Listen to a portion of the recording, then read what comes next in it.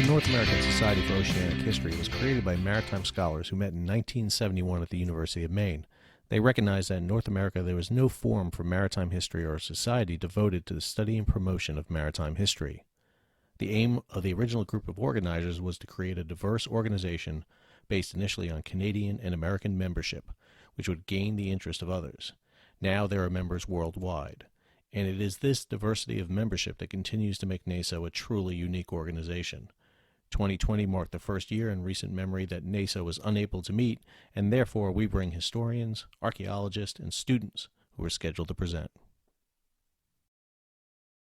Welcome to the North American Society for Oceanic History video and podcast. I am your host, Sal Mercogliano. The goal of the NASO video podcast is to bring some of the best historians, professionals, and up-and-comers in the field of maritime history. Today we're going halfway around the world, to Kerala, India, and being joined by Meenu Rabecca, one of those up-and-comers in the field. She's a first-year PhD student at Sri Sankaracharya University of Sanskrit and holds a MPhil and a Master's in History.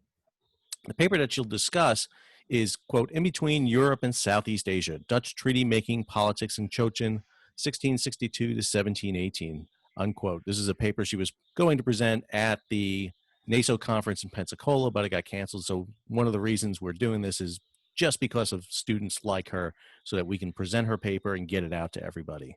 Welcome, Meenu, to NASO. Well, thank you very much, Professor Sal.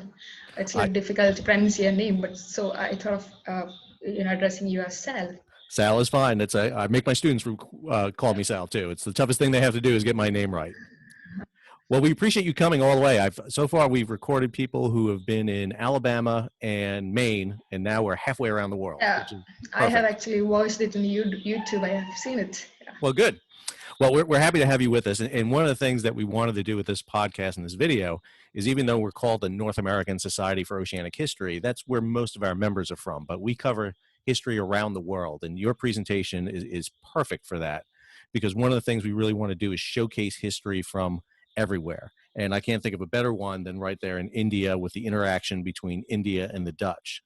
So I'm going to turn it over to you. I'm going to let you do your presentation you were scheduled to do, and then afterwards we'll have a little bit of a question and answer period.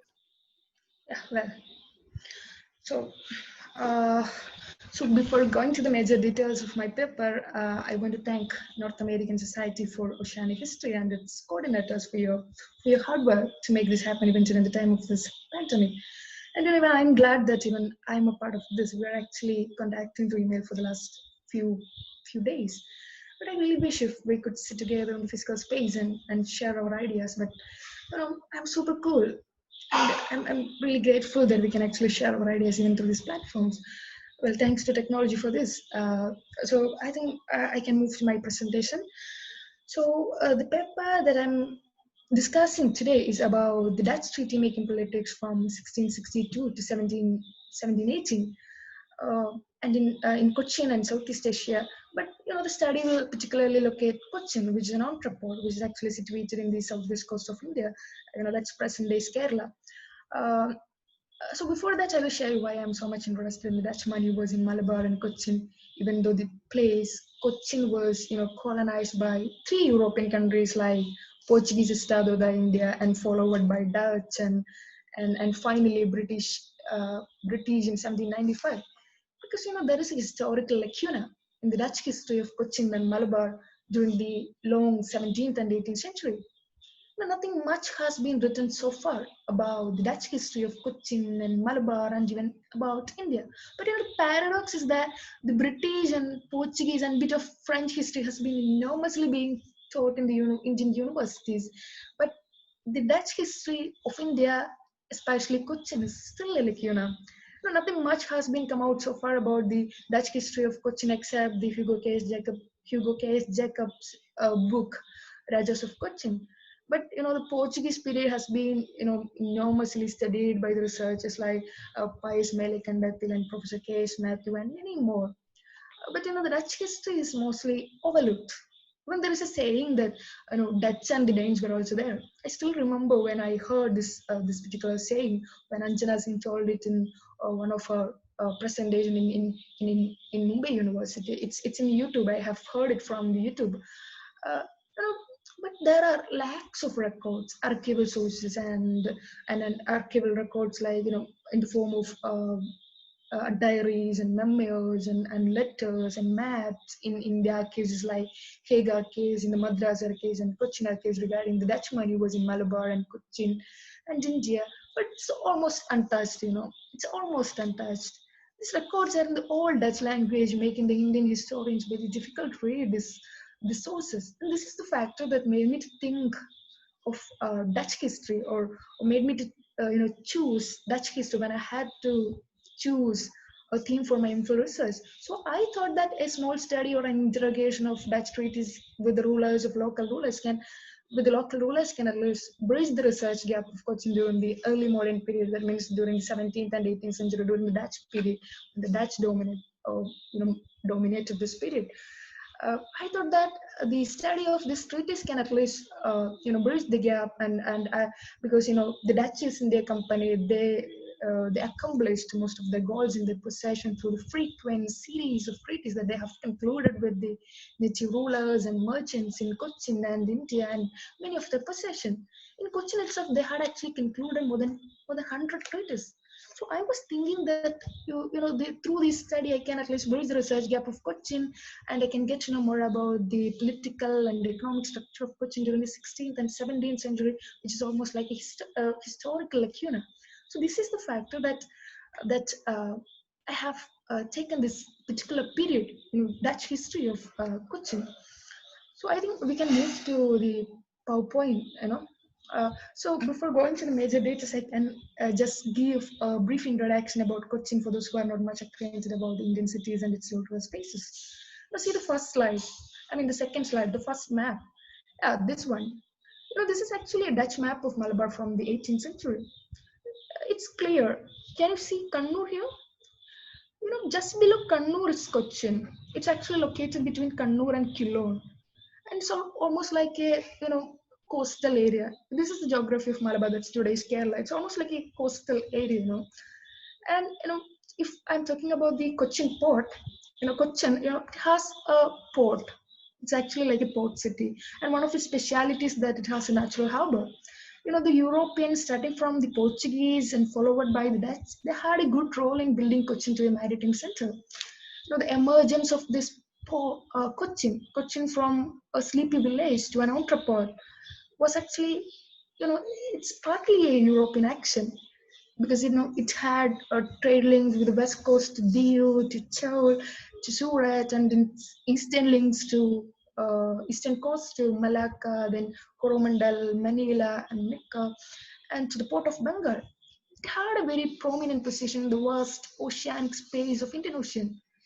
And later Cochin emerged as a vital link in the trade between Malacca and Lisbon, and it replaced Calicut in the existing port hierarchy in Malabar during the early modern period.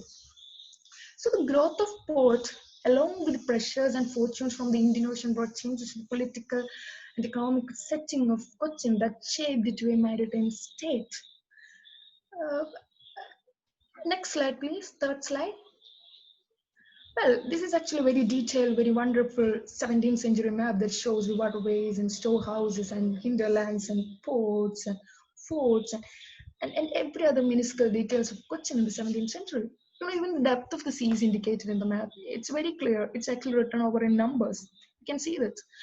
This might be for the safe anchorage of ships. So from this map itself, it's understandable that Cochin is almost like an outlet to sea with extensive backwater system in the behind, and this backwater system, it strengthened the communication with the rich hinterlands that's made the trade in the Indian Ocean possible.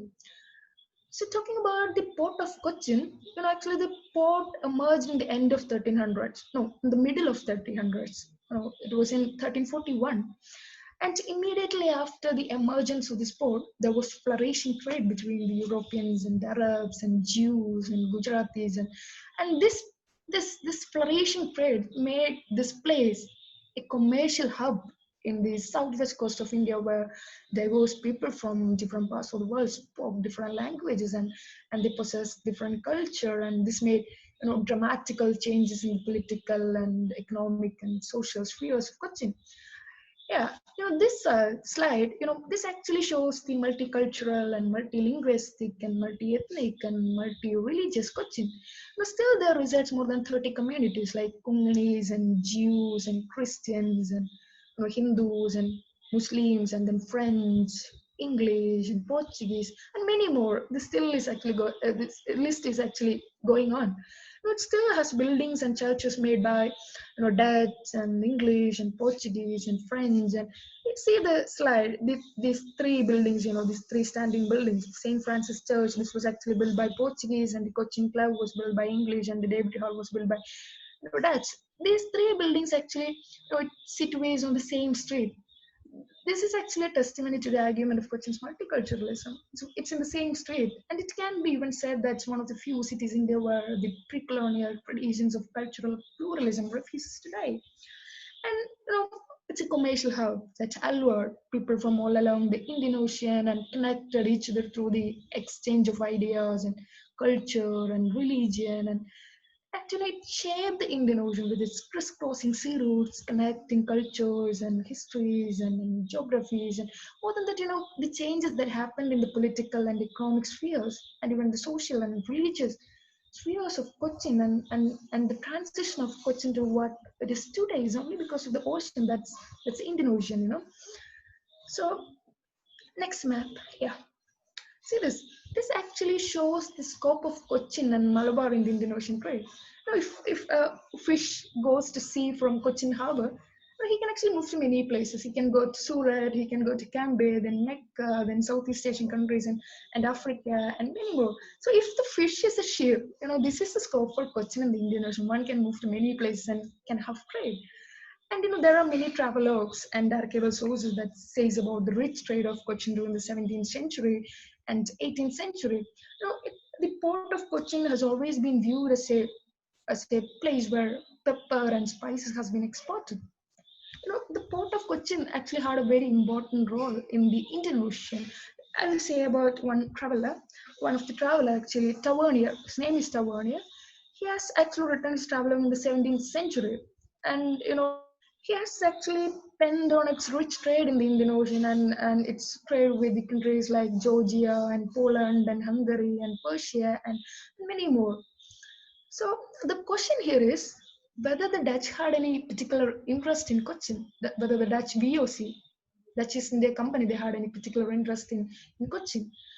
The Dutch actually conquered Cochin from Portuguese in 1663, and there are records and memoirs like and records like memoirs and letters saying that Dutch East India Company considered the whole of Malabar, including Cochin, as unprofitable and burdensome. And the question is, why did they stay in Cochin for about 200 years, even though the place was unprofitable? Even after 1750s, when the companies over eclipsed worldwide, they stayed in Cochin. So why didn't they leave Cochin? Why did they stay here for 200 years? Uh, and whether Cochin was actually burdensome or profitable. And I'm saying that a hold over Cochin was necessary for their expansion and their existence in the whole Dutch East Indies. This is my argument. So I'll be saying about that first before coming to the major problems of my paper. Next slide, yeah.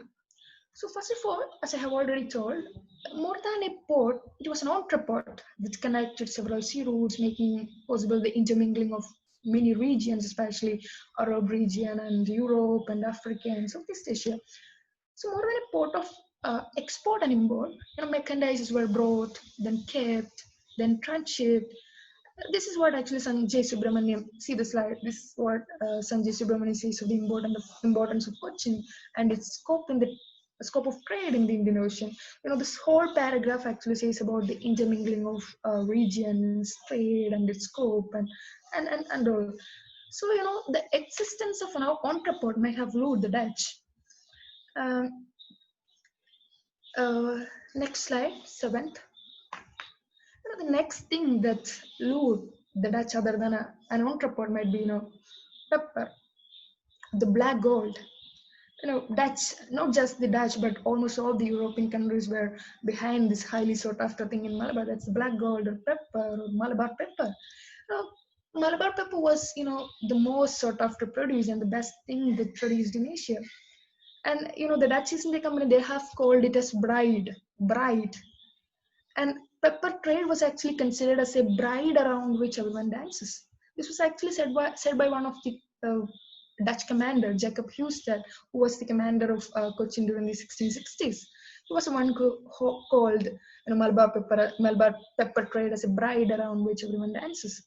So they were behind this highly sought after thing or treasure, and they wanted to annihilate all the other European countries from the same treasure hunt for pepper. So next slide. Well, so other than the existence of a port or an entrepot and pepper, the other thing is a natural harbor. This is an extract from the letters of Kanderwisher, a Dutch chaplain who visited Malabar during the 17th century.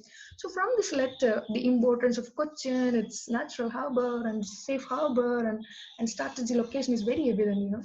So this is another thing that allured Dutch, and there was a stopover for ships in Cochin, and then this the strategy location of Cochin, it helped the VOC movements all across the Indian Ocean. There was a bank of mud bay in front of the fort of Saint Andre in Cochin, and this particular thing, this mud bay actually made the Cochin a burst harbor, and it protected ships without any kind of motion or disturbance even during the time of monsoon. This monsoon winds, it had actually played a very important role in the trading and shipping in the Indian Ocean. There were two monsoons, the northeastern monsoon and the southwestern monsoon. The second one, the southwestern monsoon, it actually brought to Sri Lanka and India very heavy rains, and it made very difficult the shipping and trading in the Indian Ocean. But the strategic position and natural harbor and safe harbor of Cochin, it helped the VOC ships to have a safe anchorage and and and and made possible the shipping and trading in the Indian Ocean even during the time of violent monsoons. So this one, this slide actually, this is the city of Cochin where there was a safe harbor that smoothened the Indian Ocean trade. Uh, 10th slide, please. Well, this is what Kanderwisher again says in his letters about the speciality of Cochin in the protection of Ceylon. So Cochin was always being viewed by the Dutch as a place for giving greater protection to the Dutch possessions in Ceylon, one of the Dutch major possession, and it was headquarters of Dutch before Batavia. So if the Portuguese had access to the possessions in Malabar, it was possible to plan a counteroffensive. You see, Cochin as a staging area to reconquer Ceylon that was once owned by Portuguese and then seized from Portuguese by Dutch East India Company through their painstaking efforts uh, between 1638 and 1658. So, next slide. Well, this particular table actually shows the prices of clothes from VOC's Asian factories from 1698 to 1711. So what I understood from this particular slide is that, Malabar Coast and Cochin was always been an important region for the VOC as it complied with the mercantile interests of the VOC and Dutch Republic. Cochin and the Malabar Coast actually fulfill the commercial aspirations of the VOC. And the coast of Malabar clouds, both Kannur and Cochin. This is actually Malabar. Kannur is also in Malabar.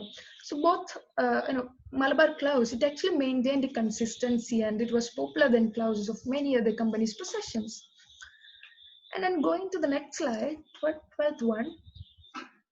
Well, this actually says about the details of slaves that permitted to be transported from Dutch possessions after 1700.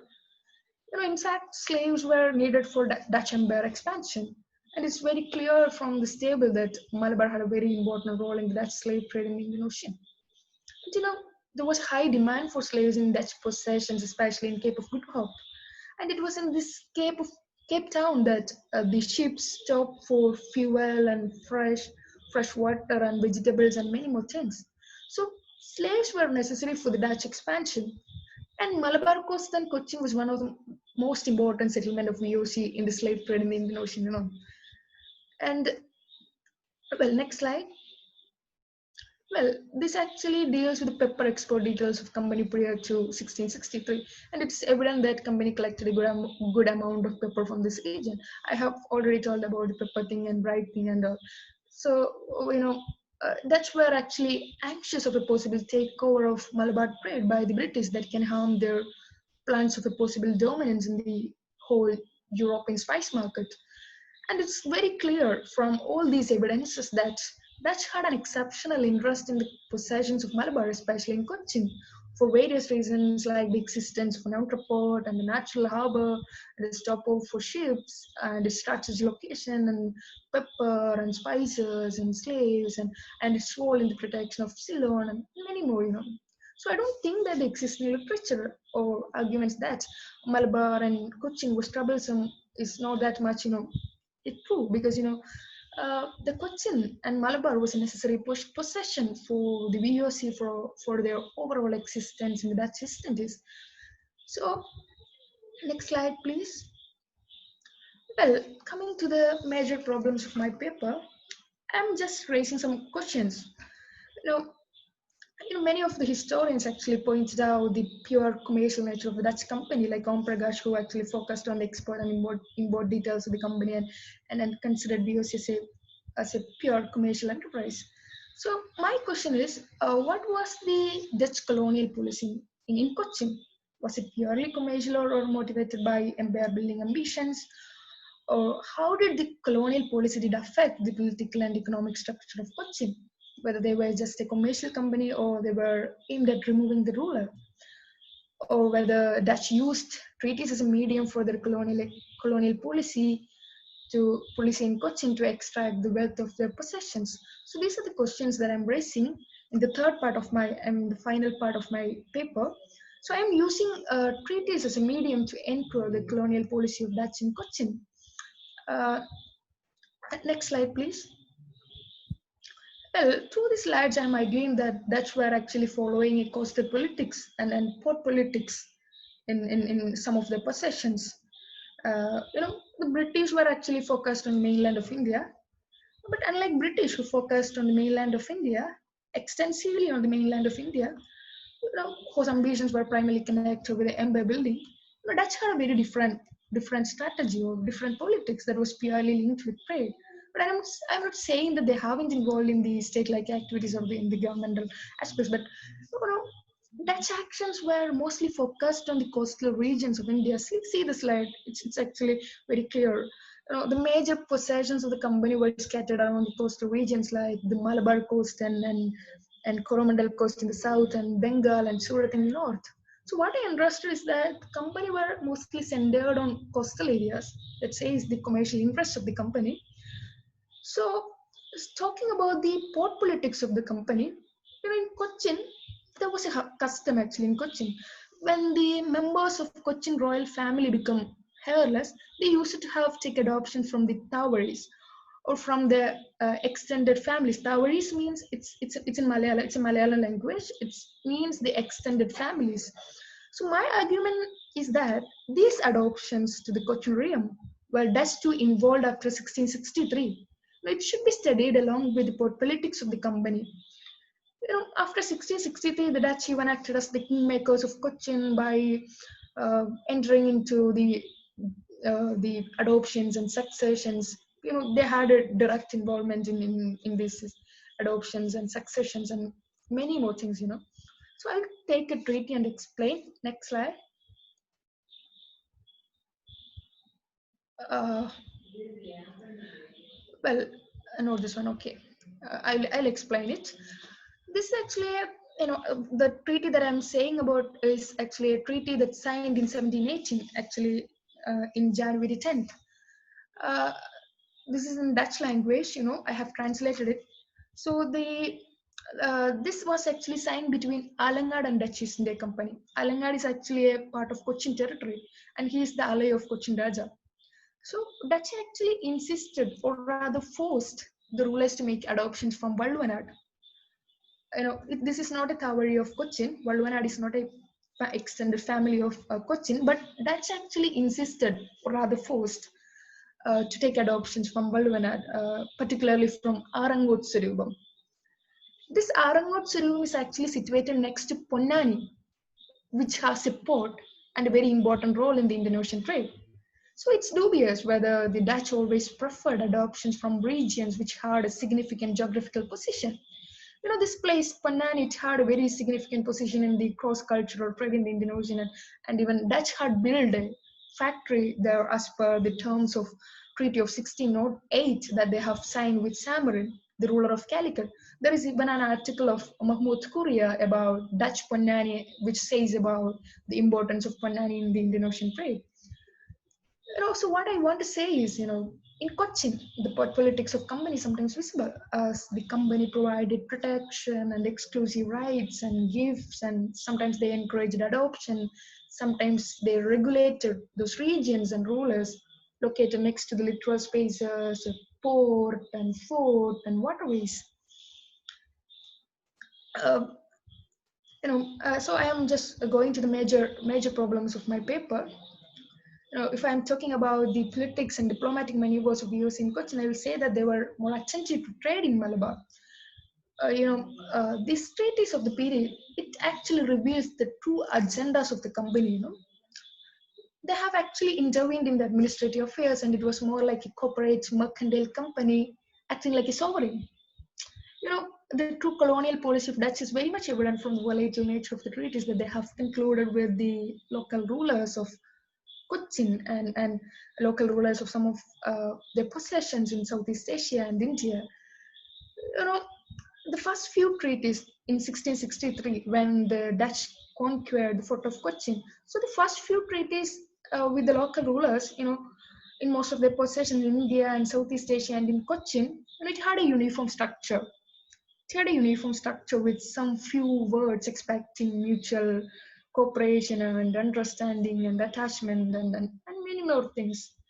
But a closer examination of these treaties will make us understand that there have been deceits quite often. And the contradiction is that these treaties of mutual cooperation and friendship that hitherto mentioned in the previous treaties were absent in the later treaties. And it can be said that it was a deliberate shift from indirect diplomacy to direct domination. And it was very clear that through these treaties, the company intervened in the administrative affairs, throwing out Raja from many of his roles and rights. Dutch tried to get involved in the state-like activities just after the siege of Cochin in 1663 itself. Because, the treaty signed immediately after the event shows that there have been entwined politics. There was an entwined politics of Dutch in Cochin, including commercial activities along with governmental aspects. So my argument is that Dutch in their company had an imperialistic nature. That means they have involved in state-like activities. They had governmental aspects to extract more benefits from Cochin, commercial benefits from Cochin. Imperialism is a new term actually coined to express the idea that it was not modern territorial empires that the early European powers in Asia sought to create. It actually signifies rather that markets, emporia were the targets of European seaborne entities and not territories per se. Rather, any territory was acquired or only insofar as it helped with the economic advantages to subserve the economic advantages. There are many instances and events and evidences to prove the imperialistic nature of the company in Cochin. I will take a few treaties and explain this. This slide. This is actually a treaty signed on 28th March 1663 between Veera Kerala Varma Raja of Cochin and Ridgel of Van Goens, who was commander-in-chief of the naval force of VOC during the 1660s. So now the third clause, this is actually the third clause, this is in Malayalam language, I have translated. This third clause actually sought for the same rights and privileges the Portuguese had in the fort of Cochin and its dependencies such as Venduturuttu, then Padirutturuttu and Pottaturuttu. So the question is, what were the rights and privileges that the Portuguese had in Cochin? They actually had a visible dominance over Cochin. So taking over the Portuguese fortresses and indirectly Portuguese rights and power that they had acquired after a century was quite effortless and a long 163 years of Portuguese now is now equivalent to a single clause in the single treaty. So it's not wrong to say that the Dutch were actually building a structure on the foundation actually built by the Portuguese instead of the India.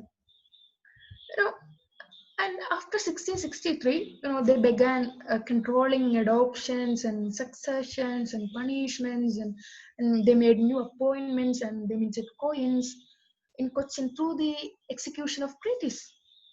And there are many evidences to prove that. You know, I mean, treaties. There are many treaties actually to prove this argument.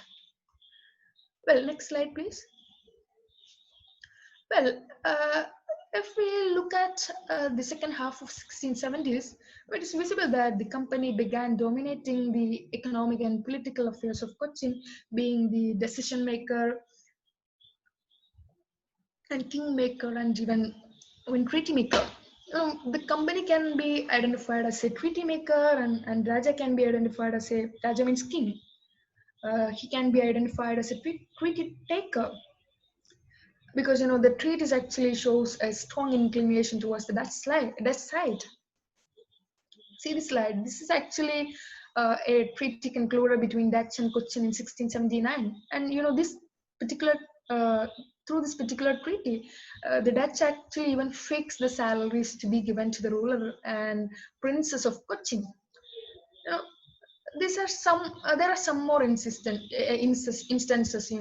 Many more evidences. To show the visible dominance of Dutch over Cochin, but I cannot share this due to the time limit. So what I understood is that through these treaties, which were almost like an intervention into the internal affairs of Cochin polity, Dutch always tried to extract maximum commercial benefits from Cochin through these treaties. That's why I'm saying that the company was not completely commercial in nature, but was actually characterized by both governmental and commercial aspects. Because uh, through these treaties, company instructed or rather forced the native Cochin to supply the pepper and merchandises to only the company, and they even asked or forced for monopoly rights.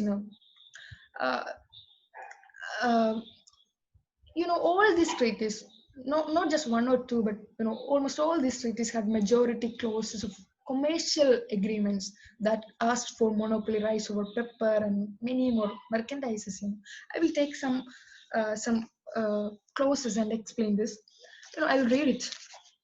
In some of the treaties, not just very few, but in almost all the treaties, there were clauses like, I'll read it. A pepper that grows in Cochin territory, including Purakkad and Kranganu, should not be permitted to get out of its limit, but must be collected and weighed and delivered over to the company. And it's agreed that none of it shall ever be delivered to any other nation. So there were agreements like if any resident merchant of Cochin makes any purchases from the company, no charges other than those allowed by custom shall be collected from him.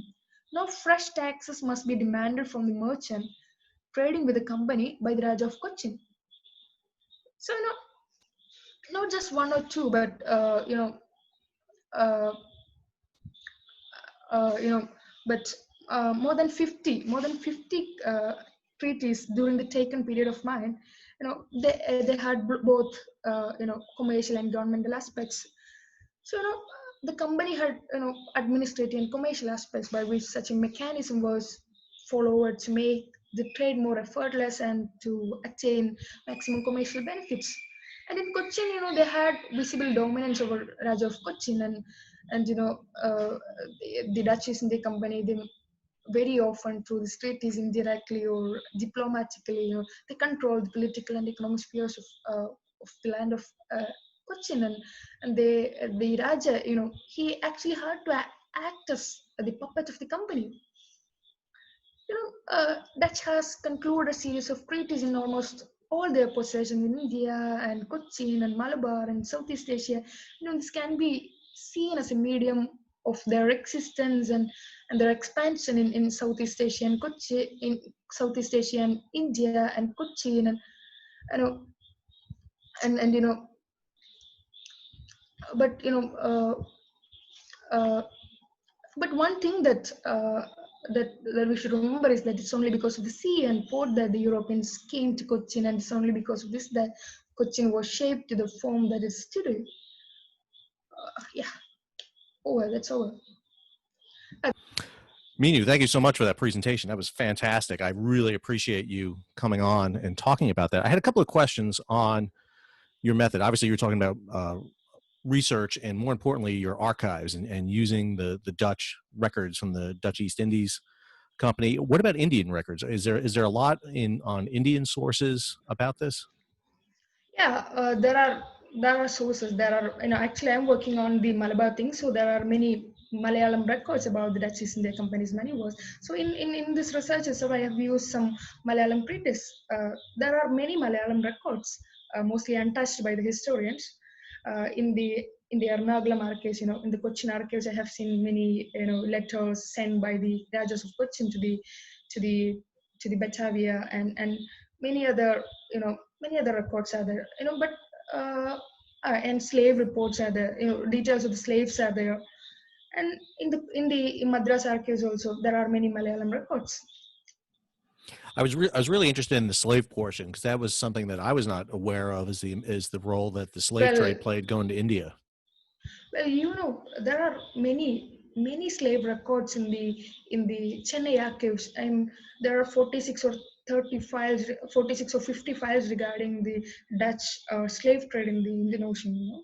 And from Malabar itself, they have transported many slaves, but they have converted the slaves to Christianity, and then they have transported them to Cape of Good Hope and many of their possessions.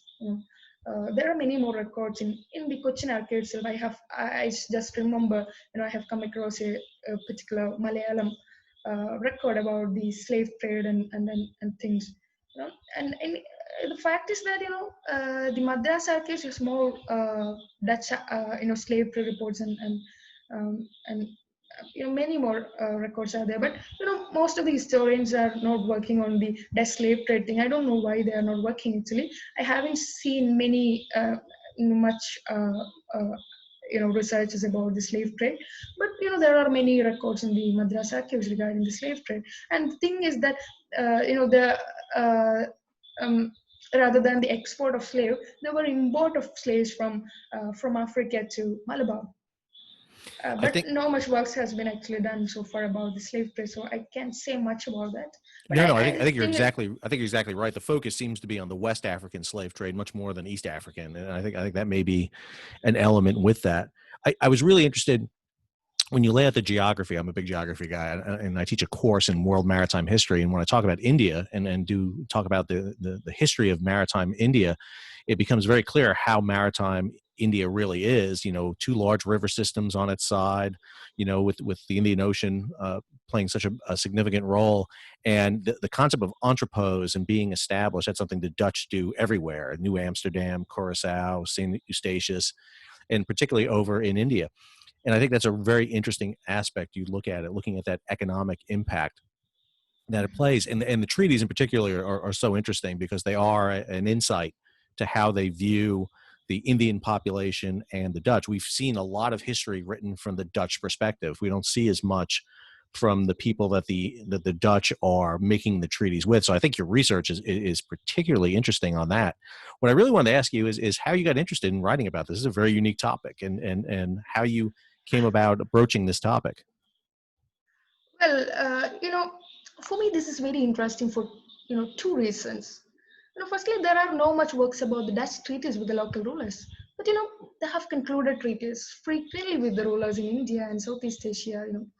But no Dutch historians have actually worked on the treaties. I mean, the corpus diplomaticum of the company. But the treaties, it actually played a very crucial role in the commercial strategies of the company. We also even had a very definite plan of treaty making in their possession throughout Southeast Asia and India and in Cochin and Malabar. But most of the historians just ignored. They just ignored the Dutch treaty, seeing it as a matter of inequality or domination of a single side. Nothing much. No, not just work. There is no even a single work about Dutch treaties. But I'm saying that Dutch actually very diplomatically they use treaties as a medium of their expansion and existence. There were no much wars, just like the British. But Dutch were using these treaties as a medium of their medium to extract maximum benefits. This is interesting because this is a new perspective to the study of Cochin's history. And the second thing that this particular study is almost like a new attempt in the historiography of Cochin.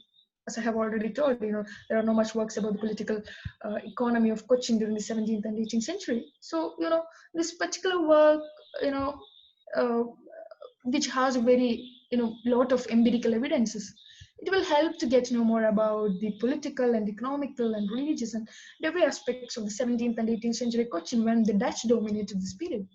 But through this treatise, I have tried to get to know.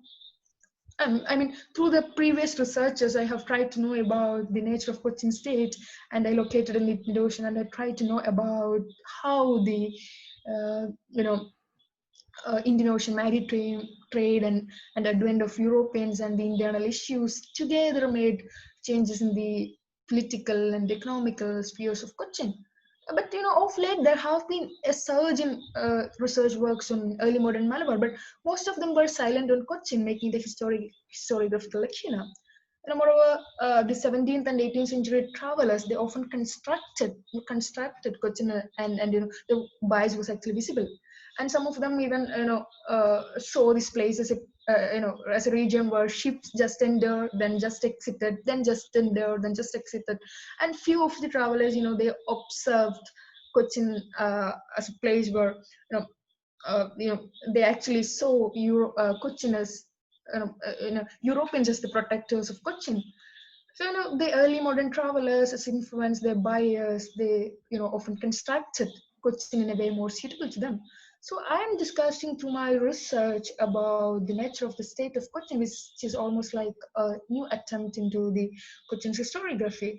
And I'm quite sure that this research can at least give a new insight about the early modern Cochin. These are the reasons that I'm into this particular study.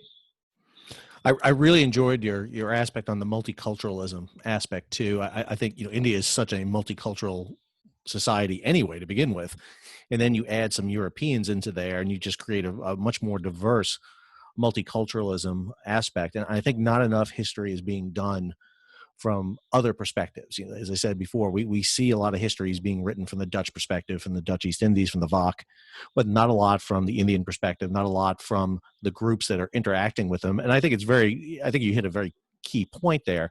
The Dutch are businessmen. They like putting contracts out, and treaties are really the next extension of that. And so I think you have a very good source to kind of look at with your studies. Well, I want to thank our guest, Meenu Rabecca, for joining us for our NASO video podcast. We hope to see her in Pensacola in 2021 to present further on her research. I can't wait to see where she goes with her research. If you like that broadcast, be sure to click like on YouTube or give it 5 stars on the podcast provider.